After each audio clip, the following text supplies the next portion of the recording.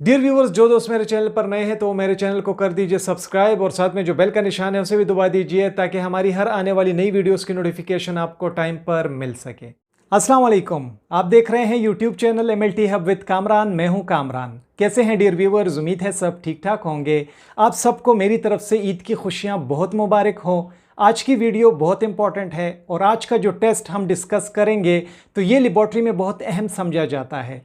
आज का टेस्ट है आर्टीरियल ब्लड गैसेस टेस्ट। इस टेस्ट को ABG's टेस्ट भी कहा जाता है और इस टेस्ट को ब्लड गैसेस टेस्ट भी कहा जाता है। आपने इस वीडियो को किसी भी जगह पर मिस नहीं करना, वरना आपको इस अहम टेस्ट की बिल्कुल भी समझ नहीं आएगी। तो शुरू करते हैं आर्टीरियल ब्लड गैसेस टेस्ट।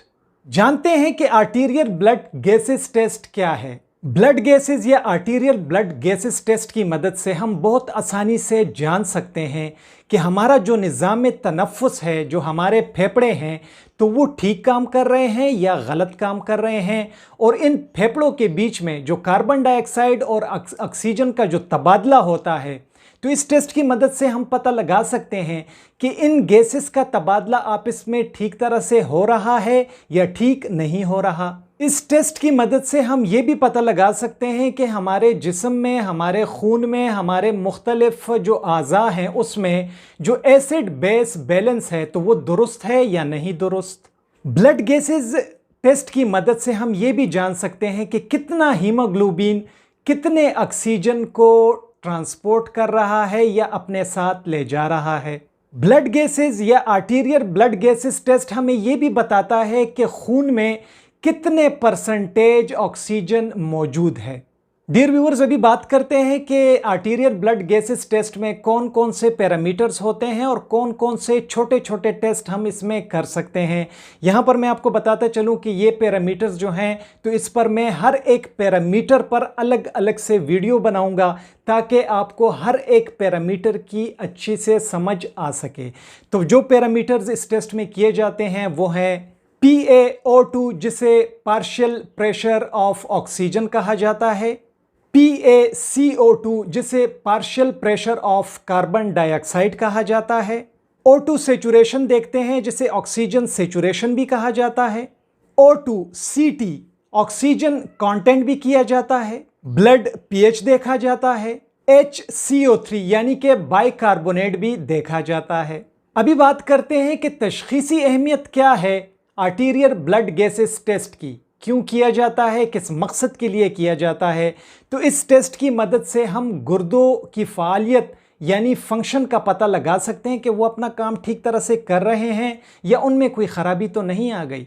अगर हमारे जिस्म में, हमारे खून में एसिडिटी बढ़ गई है और उसका इलाज चल रहा है तो ये टेस्ट इसलिए भी किया जाता है कि हमें पता चल सके कि जो इलाज एसिडिटी के लिए शुरू हुआ है तो वो कामयाब जा रहा है या वो नाकाम है। इस टेस्ट की मदद से हम खून में मौजूद तेज़ाबियत का पता बहुत आसानी से लगा सकते हैं।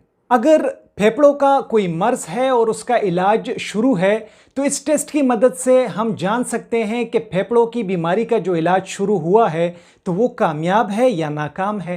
इस टेस्ट की मदद से हम फेफड़ों के मुतालिक जान सकते हैं कि उनमें जो गैसेस एक्सचेंज है तो वो ठीक हो रहा है या नहीं।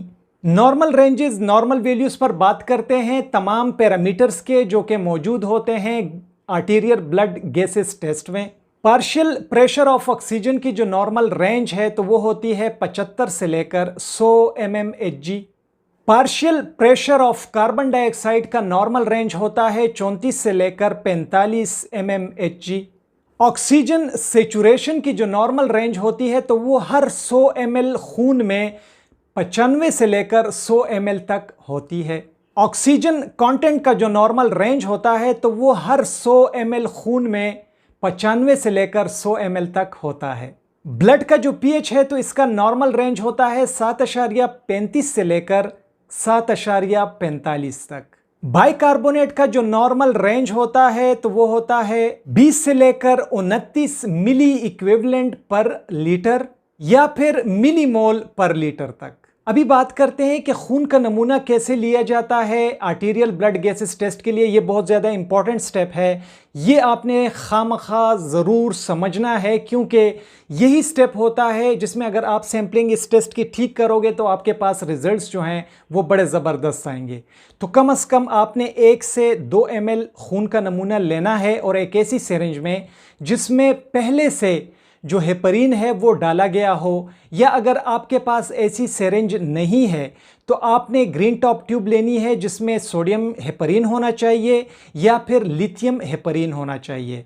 आपने खून का नमूना लेना है आर्टरी से, क्योंकि ये आर्टीरियल ब्लड गैसेस टेस्ट है तो आर्टरी से खून का नमूना लेना होता है। और जो सबसे बेस्ट आर्टरी होती है, जो हमारी फर्स्ट चॉइस होती है, तो वो रेडियल आर्टरी होती है जो आपके थंब रीजन में स्टार्ट होती है और इस रीजन में मौजूद होती है। या अगर रेडियल आर्टरी आपके पास ठीक तरह से पाल्पेट नहीं हो रही तो आप जो दूसरी जगहों से ले सकते हैं, दूसरी जगहों की जो आर्टरी है वहाँ से ले सकते हैं, तो वो है फीमोरल आर्टरी या फिर जो ब्रेकियल आर्टरी है, तो वहाँ से भी आप आर्टीरियल ब्लड गैसेस के लिए खून का नमूना ले सकते हैं। खून लेने के बाद आपने जल्दी से खून को मिक्स करना होता है और अच्छा है कि जल्द से जो सैंपल है वो मशीन पर रन किया जाए, और इसके लिए अपनी एक अलग मशीन होती है।